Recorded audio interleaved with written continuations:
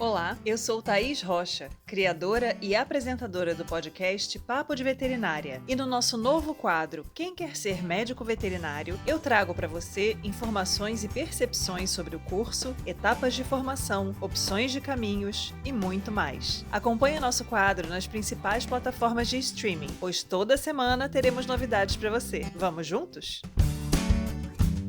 Olá, tudo bem? Estamos de volta para falar um pouquinho mais para vocês sobre alguns tópicos que eu venho anotando aqui ao longo de um tempo, de dúvidas que eu acho que são bastante recorrentes com relação ao curso de medicina veterinária. Então, a gente sabe que normalmente a gente começa a cursar uma graduação na expectativa de vivenciar o quanto antes a atuação profissional. Mas o curso serve exatamente para trazer essa bagagem técnica para que a gente possa, então, ser qualificado o suficiente para atuar naquela área. E na medicina veterinária, a gente está, em grande parte do curso, aprendendo a lidar com a saúde dos animais e a vida, e também a saúde do ser humano e do meio ambiente, que é o que a gente chama de saúde única. Então, é muito importante que a gente esteja adequadamente qualificado para que a gente não cause nenhum mal a esse animal, a esse paciente. Por isso também que a gente comenta muito ao longo do curso com os alunos sobre os problemas dos práticos de campo, que em pequenos animais acaba não sendo tão frequente assim. O que é um prático? É uma pessoa que faz procedimentos que são permitidos apenas ao médico veterinário. Uma pessoa que tem uma formação sólida em um curso de graduação e que se muniu de conhecimento para fazer os procedimentos de maneira adequada. Então, em pequenos animais isso acaba sendo um pouco menos frequente, embora de tempos em tempos a gente tenha aí notícias na mídia de pessoas que foram presas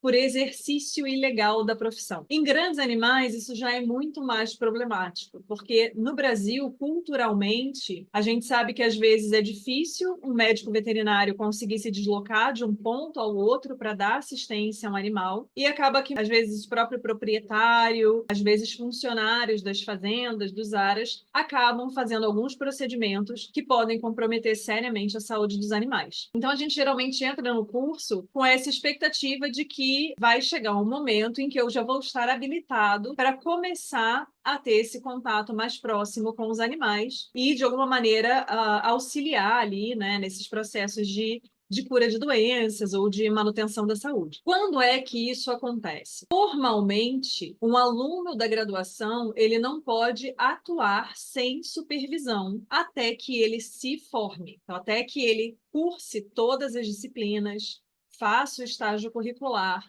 apresente o seu trabalho de conclusão de curso e receba o seu diploma. Depois de receber o diploma, ele ainda precisa se registrar no conselho de classe, que são os conselhos regionais de medicina veterinária. Só a partir daí ele tem uma autorização legal para atuar na profissão. Porém, com a possibilidade dos estágios, dos projetos de iniciação científica, os alunos já começam a ter um contato mais próximo e já podem ir treinando alguns procedimentos, como, por exemplo, realizar o exame físico de um animal, administrar um medicamento, colocar um acesso em um vaso, por exemplo, um catéter em um vaso. Então, esses procedimentos o aluno já pode ir sendo treinado para realizar. Geralmente, essa prática, esse, digamos assim, controle motor fino, o aluno vai ter um pouco mais avançado no curso. Então, a partir do início do ciclo profissionalizante, geralmente sexto semestre do curso. Então, é extremamente importante que exista não só a calma e a tranquilidade para aguardar chegar nesse momento, porque existe uma ansiedade grande. A gente quer colocar a mão, a gente quer fazer,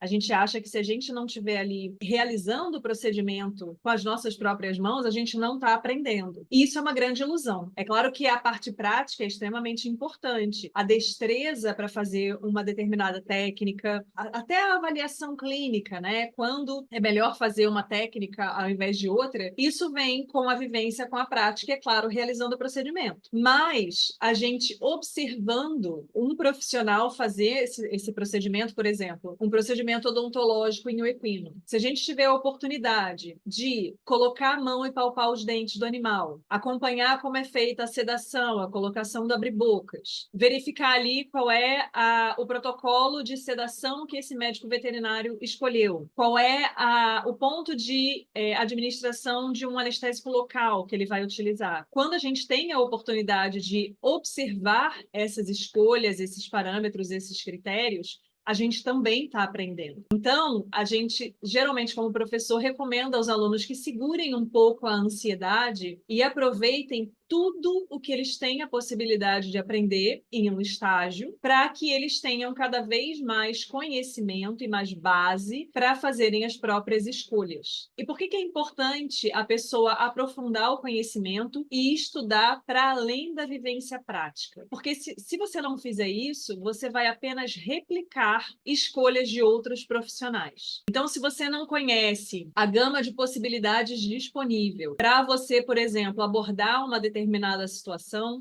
um determinado caso, você só vai fazer aquilo que você viu sendo feito por outro profissional. E o que diferencia um médico veterinário de como a gente diz em grandes animais, de um peão, de uma pessoa que não tem uma formação técnica, uma qualificação técnica, é saber o porquê, tá certo? Então a gente vai começar a ter essa possibilidade mais estruturada de botar a mão nos animais, fazer os procedimentos, sabendo o que a gente está fazendo, por que a gente está fazendo. Além de saber a técnica, saber quais são as possíveis complicações que podem acontecer e como a gente pode lidar com elas a partir do meio do curso, ok? Isso, como eu já falei anteriormente, não impede em nada que o aluno já aproveite para fazer estágios e vá tendo esse contato e essa vivência de experimentar diferentes formas de condução dos casos. Por isso que também é interessante, por mais que a gente tenha um pouco de apego, às vezes a estar no mesmo ambiente que a gente já está familiarizado, que a gente já conhece as pessoas, que a gente se sente mais à vontade, ter esse olhar para experimentar em diferentes lugares.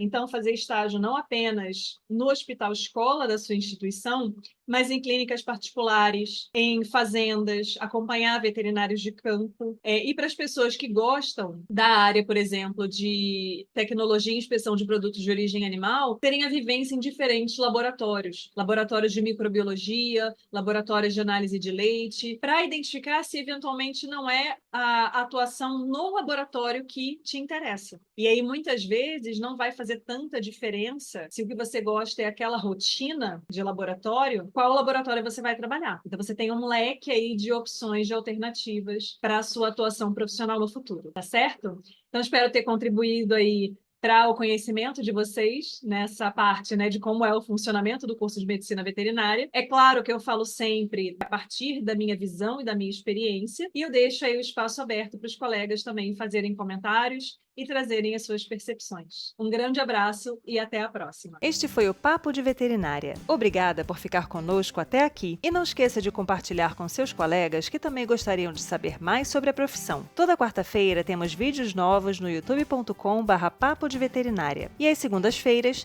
estarei aqui com vocês para mais um episódio. Até lá!